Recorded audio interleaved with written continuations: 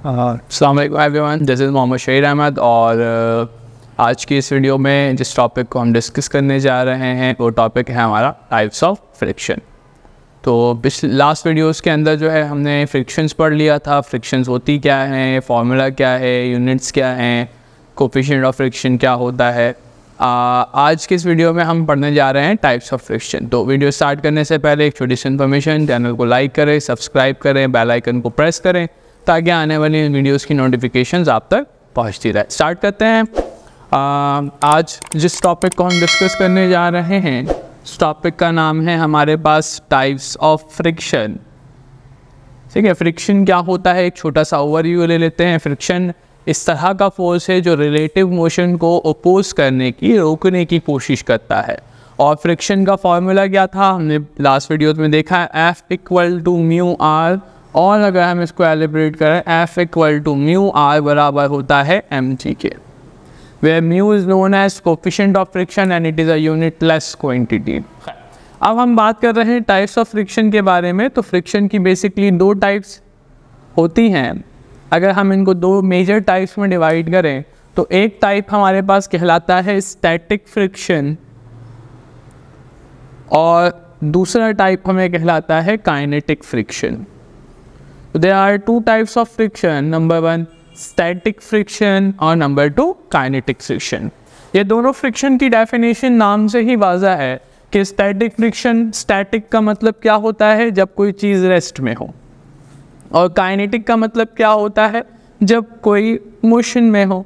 तो जब बॉडी रुकी हुई हो और उस वक्त उस बॉडी पर अगर कोई फ्रिक्शन अप्लाई हो रहा है तो उसे हम कहते हैं स्टैटिक फ्रिक्शन। और अगर बॉडी मोशन में है और उसके ऊपर कोई फ्रिक्शन अप्लाई हो रहा है तो उसे हम क्या कहते हैं, काइनेटिक फ्रिक्शन। है, ये तो छोटी छोटी सी इन्फॉर्मेशन है, बट अब इसको ज़रा हम समझते हैं कि स्टैटिक फ्रिक्शन हो क्या सकता है। स्टैटिक फ्रिक्शन याद रखिएगा, स्टैटिक, अच्छा ये वो जो फॉर्मूला हमने यहाँ लिखा है ना, it is only for kinetic friction. इसके ज़रिए हम काइनेटिक फ्रिक्शन निकाल सकते हैं, इसके ज़रिए हम लिमिटिंग फ्रिक्शन निकाल सकते हैं। अभी हम पढ़ेंगे लिमिटिंग फ्रिक्शन क्या होता है, but it formula not be able to calculate static friction. क्योंकि स्टैटिक फ्रिक्शन जो है ना, उसकी एक बड़ी अच्छी मिसाल है, स्टैटिक फ्रिक्शन होते हैं सेल्फ एडजस्टिंग। वो अपने आप को सेल्फ एडजस्ट करते हैं, तो उनकी वैल्यू आप एक्यूरेटली कैलकुलेट नहीं कर सकते। खैर, अब ये सेल्फ एडजस्टिंग क्या चीज़ है, स्टैटिक फ्रिक्शन क्या चीज़ है, तो हम कंसिडर कर लेते हैं कि हमारे पास एक सरफेस है और सरफेस पर एक बॉडी लाई कर रहा है, कांटेक्ट में है। तो हमने बड़ा फ्रिक्शन क्या होता है, दैट इज अपोजिंग फोर्स, जो बॉडी को हरकत करने से रोकती है। तो अगर मैं बॉडी को आगे की तरफ खींचूं तो इस पे लगने वाला फ्रिक्शनल फोर्स का डायरेक्शन कहाँ होगा, उसके अपोजिट डायरेक्शन में। ये हमारा अप्लाइड फोर्स है, ये हमारा फ्रिक्शनल फोर्स है। मान लेते हैं हमने अप्लाइड फोर्स लगाया 5 न्यूटन का और बॉडी रेस्ट में है। फ्रिक्शन फोर्स तो लग रहा है ना, क्योंकि खींच रहा है फोर्स से। तो फ्रिक्शनल फोर्स भी उसे कितने न्यूटन से अपोज करेगा, 5 न्यूटन से अपोज करेगा। मान लेते हैं हमारे पास एक ऑब्जेक्ट है, उस पर हम जो फोर्स लगा रहे हैं वो 6 न्यूटन का लगा रहे हैं। तो अब फ्रिक्शनल फोर्स के अंदर इस कैपेबिलिटी है कि तो अपोजिंग फोर्स भी 6 न्यूटन का लगा सके, तो वो भी अपोजिंग फोर्स कितने न्यूटन का लगाएगा, 6 न्यूटन का। बैलेंस हो जाएगा, अभी भी बॉडी रेस्ट में, अभी भी बॉडी रेस्ट में। मतलब यहाँ पे लगने वाला फ्रिक्शन ये भी स्टैटिक फ्रिक्शन, और ये भी कौन सा फ्रिक्शन हो गया हमारा, स्टैटिक फ्रिक्शन, क्योंकि इस फोर्स के दौरान बॉडी के अंदर कोई भी हरकत, कोई भी मोशन जनरेट नहीं हुआ।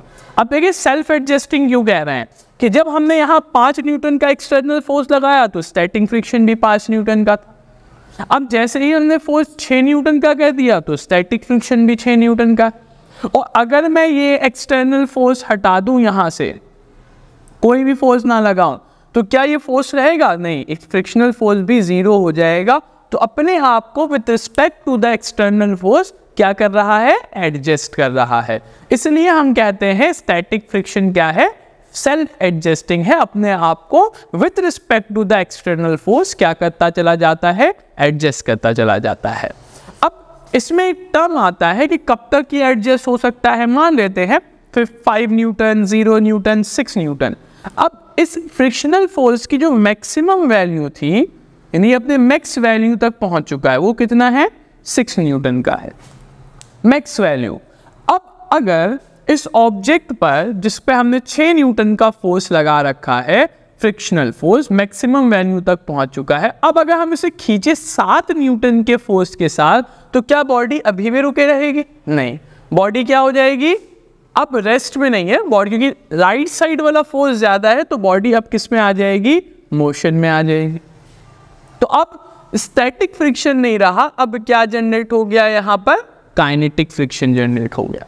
अब देखें, इस सेल्फ एडजस्टिंग फोर्स का 5 फोर्स भी लग सकता है, 5 न्यूटन का फोर्स, 3, 2, 1, मगर मैक्सिमम वैल्यू कितनी है? 6 से ज्यादा फोर्स तो नहीं लगा सकते ना फ्रिक्शनल फोर्स। तो जो मैक्सिमम वैल्यू होती है स्टैटिक फ्रिक्शन की, वो कहलाती है लिमिटिंग फ्रिक्शन।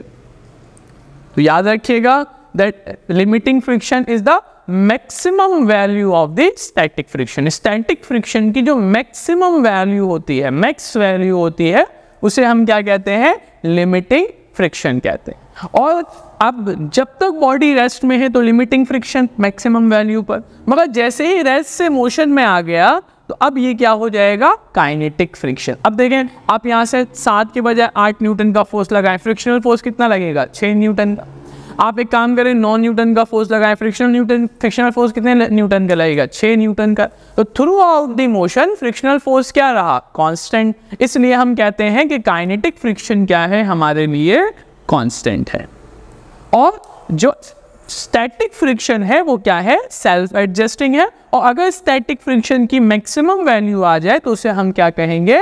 लिमिटिंग फ्रिक्शन कहेंगे। तो उम्मीद है ये वीडियो आपको पसंद आई होगी, समझ आई होगी।